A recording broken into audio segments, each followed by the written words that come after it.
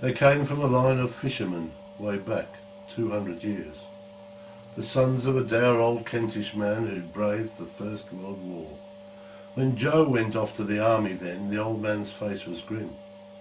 You go and fight for the country, lad. We can't rely on him. He scowled on down at the eldest lad who sat there mending nets. For all he knew was the salt, the sea, and a life of cheap regrets. The black sheep of the family was all that his father saw, for Jack had refused the army call. I don't believe in war. A feather came in the post next day as white as a cotton sheet.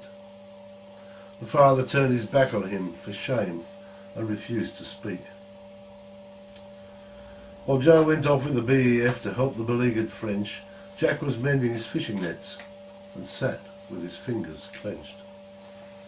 Their fishing boat, the Pelican, lay stranded in Sandwich Bay, just 20 feet and clinker built, with the deckhouse cut away. When the Panzer swept down to the coast, reaching the channel first, the BEF had retreated back to the beaches at Dunkirk.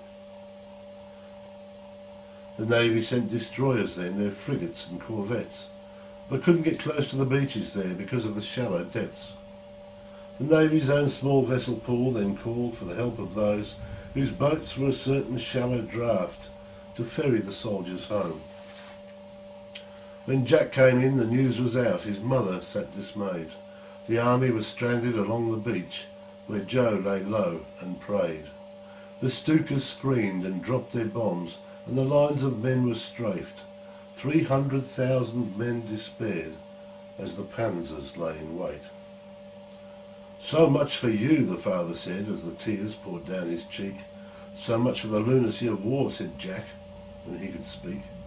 Your brother's out there risking all, my son, my shining light. But Jack stalked out with a bitter laugh and cried when out of sight. He strode on out to the Pelican. The tide was coming in. He dragged and pushed it to meet the sea as he floated it again. He kicked the inboard into life and he sailed for Ramsgate then. The boats were gathering by the score to save their countrymen. They sailed that night in convoys, groups and lines of little boats, while Jack prayed along at the tiller that the Pelican stayed afloat. She'd never been out as far as this, she was just a coastal craft, but Joe stood out in the water then and thought of his brother, Jack. The Stukas bombed the naval ships. They strafed the lines of men. Joe didn't know if he'd ever get back to his homeland once again. The Foudroyant was bombed and sank. A destroyer ran aground. Then 100 boats with the Pelican finally sighted land. Jack took the Pelican close inshore and he loaded his 20 men. He ferried them out to a waiting ship, then turned to the shore again. He plucked the men from the waters there and he looked for his brother Joe.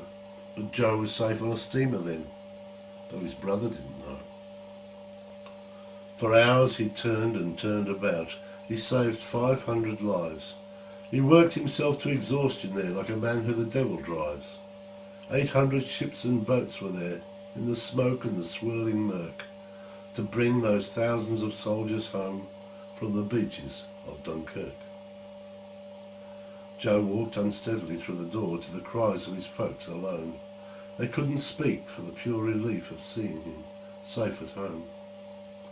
But his father suddenly pulled away and wept while turning his back. We've just been told by the foot patrol. We've lost your brother, Jack. They said the Pelican's hull was holed with a burst of cannon rounds. The men on board were saved, I heard, but 3 of them were drowned. They left the bodies to float out there. Oh God, now what have I done? He shook his head as he cried and said, I've lost my eldest son.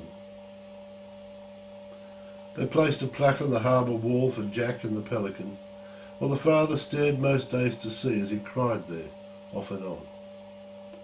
Then he took a match and some tinder wood for a pledge he'd made before, to burn a pure white feather there for a son who hated war.